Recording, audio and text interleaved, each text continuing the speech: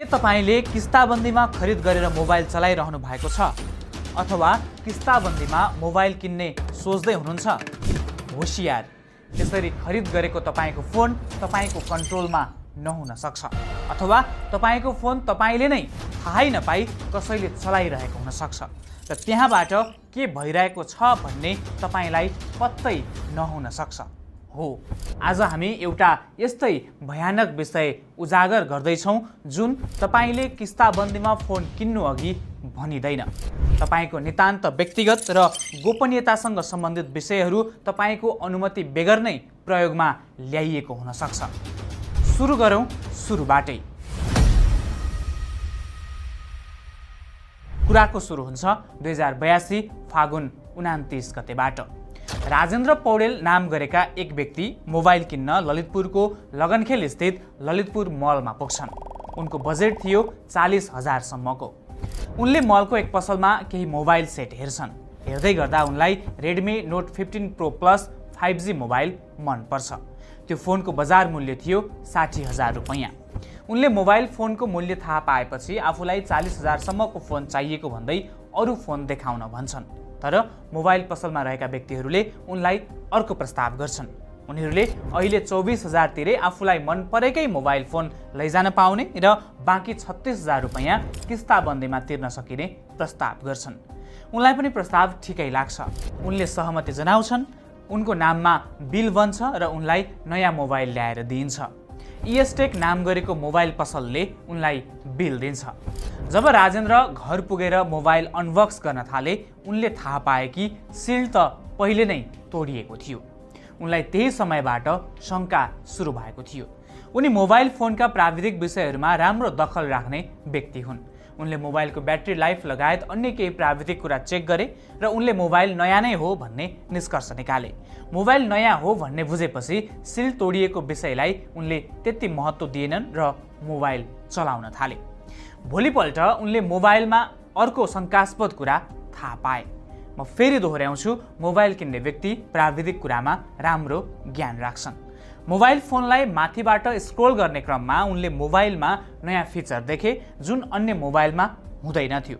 त्यो feature hide गराएर राखिएको थियो भने अरू फिचरभन्दा केही डिम लाइटमा थियो। उनले त्यस फिचरमा क्लिक गरे। त्यहाँ लेखिएको थियो, this device belongs to your organization, your IT admin can monitor and manage setting, corporate, access apps data associated with your device and your device location information. For more information contact your IT admin. अर्थात् यो यन्त्र तपाईँको संस्थाको हो। तपाईँको IT एडमिनले मोबाइलको सेटिङहरू, corporate पहुँच, एपहरू, तपाईँको यन्त्रसँग सम्बन्धित डेटा र तपाईँको यन्त्रको स्थान जानकारीको निगरानी र व्यवस्थापन गर्न सक्छ। थप जानकारीको लागि आफ्नो आइटी एडमिनलाई सम्पर्क गर्नुहोस्। त्यसपछि उनले त्यो फिचरमा क्लिक गरे। त्यहाँ जे खुल्यो उनको होस हवास नै उड्यो। त्यहाँ म्यानेज डिभाइस इन्फो खुल्यो। लेखिएको थियो, types of information that your organization can see. अर्थात् त्यो अर्गनाइजेसनले अर्थात् संस्थाले तपाईँको मोबाइलको निम्न कुरामा आफ्नो पहुँच राख्न सक्छ। र त्यसको तल लेखिएको थियो, data associated with your work account such as email and calendar, list of apps on your device, amount of time and data spent in each app. अर्थात् उसले तपाईँको मोबाइल प्रयोगको लागि प्रविष्ट गरेको इमेलमा पहुँच राख्न सक्छ। मोबाइलमा भएका सबै एपहरूको सङ्ख्या र प्रत्येक एपमा तपाईँले कति समय बिताउनु भयो भन्ने उसले जानकारी लिन सक्छ। त्यस्तै तल लेखिएको थियो, क्यामेरा फर्मेसन। अर्थात् तपाईँको मोबाइलमा त्यो फिचर राखिदिएको त्यो संस्थाले तपाईँको मोबाइलको क्यामेरामा पहुँच पाउने गरी परिवर्तन गरेको छ। त्योभन्दा तल फेरि अर्को फिचर छ जहाँ भनिएको छ, admin can lock the device and reset password, admin can delete all device data. अर्थात् त्यो संस्थाले जुनसुकै समयमा तपाईँको मोबाइल लक गर्न सक्छ, तपाईँले राखेको पासवर्ड कुनै पनि बेला परिवर्तन गर्न सक्छ र तपाईँको फोनको सबै डेटा उसले जुनसुकै बेला डिलिट गर्न सक्छ। र अन्तिममा लेखिएको छ, to provide access to your work data, your organization may change setting and install software on your device. अर्थात् तपाईँको मोबाइलको डेटामा वा तपाईको व्यक्तिगत विवरणमा पहुँच राख्न उसले आफ्नै तरिकाले सेटिङ मिलाएर अरू नै सफ्टवेयरहरू राख्न पनि सक्छ। समग्रमा यो फिचरले के भन्छ भने तपाईको फोनमा जे छन् त्यो सबै अर्को व्यक्तिले देख्न सक्छ, उसले त्यसलाई परिवर्तन गर्न सक्छ र यतिसम्म कि तपाईको क्यामेरामा समेत उसको पहुँच हुन्छ। तपाईँ कहाँ जानुहुन्छ, के गर्नुहुन्छ सबै उसले थाहा पाउन सक्छ। आफ्नो मोबाइलमा यस्तो फिचर रहेको थाहा पाएपछि पौडेलले तुरुन्तै मोबाइल पसलमा सम्पर्क गरे। आफै पुगेर उनले त्यो फिचर हटाउन भने, तर ती पसलका मानिसले हटाउन नमिल्ने र कम्पनीको नियम हो भन्ने जवाफ फर्काए। पसलमा कुरा गरेर समस्याको समाधान नहुने बुझेपछि उनी पुगे साइबर ब्युरो। सामान्यतया किस्ताबन्दीमा किनिएका मोबाइल फोनको किस्ता उठ्दैन कि भनेर यस्ता एप राखेर उनीहरूको निगरानी गर्ने गरिन्छ र कसैले किस्ता नतिरेमा फोन लक गर्ने गरिन्छ। हामीले पौडेललाई मोबाइलको बिल दिने इएसटेकका सञ्चालकलाई यसबारे प्रश्न राख्यौँ। उनले आफूहरूले मोबाइल बेचे पनि उक्त एप इन्स्टल गर्ने र रेगुलेट गर्ने काम बतास हायर पर्चेजले गर्ने जवाफ दिए र उनले अन्य विषयमा आफू पनि त्यति धेरै जानकार नभएको उल्लेख गरे। इएमआईमा त एप त हुन्छ नै सर, त्यो जुनसुकैमा पनि त्यो हाल्ने नै त्यही नै हो कि इएमआईमा चाहिँ हुँदैन। डेटाको उहाँले भन्नुभएको कुरा चाहिँ ठिक हो, उहाँले भन्नुभएको कुरा मैले पनि त्यो कुरा उठाएको छु, तर त्यो केही पनि ट्र्याक गर्दैन भन्ने नै कुरा भएको छ। अब त्यो त बजाजले नै उ गर्ने कुरा हो, त्यो गर्नु होला होइन। युलाको त्यो एग्रिमेन्टमा सुरुमा सेटअप गर्दाखेरि नै देखाउँछ कि सर, त्यो यो भनेर देखाउँछ, त्यो गुगलमा पनि देखाउँछ कि सर। त्यो नेपालमा बतास हायर पर्चेजले साउमै मोबाइलको किस्ताबन्दीमा बिक्री गर्दै आएको छ। हामीले उक्त कम्पनीले मोबाइलमा इन्स्टल गरेको फिचरबाट मोबाइलमा के पहुँच पाउन सकिन्छ भनेर सोधेका थियौँ।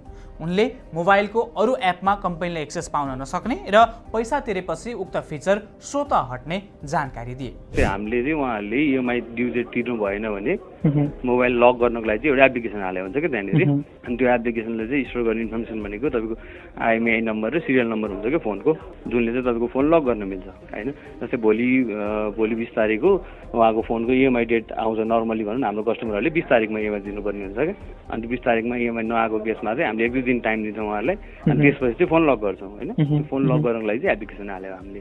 अब त्यसमा केही पनि इन्फर्मेसन सेयरिङ हुँदैन, उहाँ चाहिँ अब जस्तै हाम्रो सिस्टममा सबै थोक ट्रान्सप्यारेन्ट हुन्छ, उहाँले आफ्नो इन्फर्मेसन त सबै हामीले अगाडि नै दिनुहुन्छ, केवाइसी भनौँ सिटिजनसिप भनौँ सबै इन्फर्मेसन हामीसँग हुन्छ नि त। हो त्यो भएको हिसाबले चाहिँ सबै उहाँले दिएको इन्फर्मेसन हामीले लिएर उहाँलाई फोन चाहिँ फाइनेन्सिङ गराउने हो। हामीले चलाउने सफ्टवेयरबाट चाहिँ आइएमआई नम्बर बाहेक अरू केही पनि ट्र्याक हुँदैन, अनि फोनको किस्ता टाइममा आयो भने फोन लक गर्नलाई प्रयोग हुन्छ। तर राजेन्द्र पौडेलका अनुसार उनलाई सो फिचरबारे कुनै जानकारी छैन। उनीसँग नागरिकताको फोटोकपी र एक प्रति फोटो लिएको थियो। पौडेलले सोचेका थिए सोही विवरणका आधारमा पछि किस्ता नतिरे खोजी हुने होला, तर त्यस्तो होइन रहेछ। त्यसपछि पौडेलले किस्ताबन्दीमा मोबाइल बिक्री गर्ने पसलमा यसका प्रक्रियाबारे बुझे। अधिकांश ग्राहकलाई यो विषयमा जानकारी नै दिइँदो रहेनछ। त्यति मात्र होइन, नागरिकताको विवरण हेरेर केवाइसी फारम पनि पसलेहरूले नै भरिदिने रहेछन् र पसल सञ्चालक आफैले हस्ताक्षर र औँठा छाप लगाएर किस्ताबन्दीको अधिकार पाएको कम्पनीमा पठाउँदा रहेछन्। किन यसो गरिँदो रहेछ भनेर पौडेलले अरू माध्यमहरूबाट बुझे। उनले थाहा पाए यदि फिचरको सबै कुरा बताइयो भने कोही पनि मानिसले किस्ताबन्दीमा फोन किन्ने इच्छा देखाउने रहेनछन्। पौडेलको निष्कर्ष छ त्यसैले यसबारेमा जानकारी नै नदिने रहेछन्। आफूलाई जानकारी नै नदिई मोबाइलमा स्पाई फिचर राखेपछि पौडेलले साइबर ब्युरोमा उजुरी दिएका छन्। ब्युरोले यस विषयमा अनुसन्धान गरिरहेको छ। पहिलो चरणको अनुसन्धानपछि ब्युरोले फिचर इन्स्टल गर्ने कम्पनीलाई आधिकारिक कागजपत्र सहित उपस्थित हुन भनेको छ। यो फिचरले मोबाइलको अरू एपमा पहुँच पाउने नपाउने कुरामा पनि अनुसन्धान गरिनुपर्ने पौडेल बताउँछन्। त्यस्तै आफूलाई झुक्क्याएर आफ्नो फोनमा स्पाई फिचर राखिएको र क्यामेरा लगायत एपहरूमा पहुँच पाउने कुरा शङ्कास्पद रहेको उनको बुझाइ छ र किस्ताबन्दीमा मोबाइल किन्नु अघि त्यसका सबै टर्म्स एन्ड कन्डिसनहरू नबताएर आफूमाथि ठगी गरिएको उनको ठम्याइ छ। उनले यस विषयमा सबैमा चेतना होस् र अरू मानिसहरूलाई यसरी झुक्क्याउने काम नहोस् भनेर उजुरी गरेको सिधा कुरालाई बताए। राजेन्द्र पौडेलले अहिले जुन समस्या भोगिरहेका छन्, कतै तपाईँ हाम्रो मोबाइलमा पनि त्यस्तै स्पाई एप त छैन? एकपटक हेर्ने कि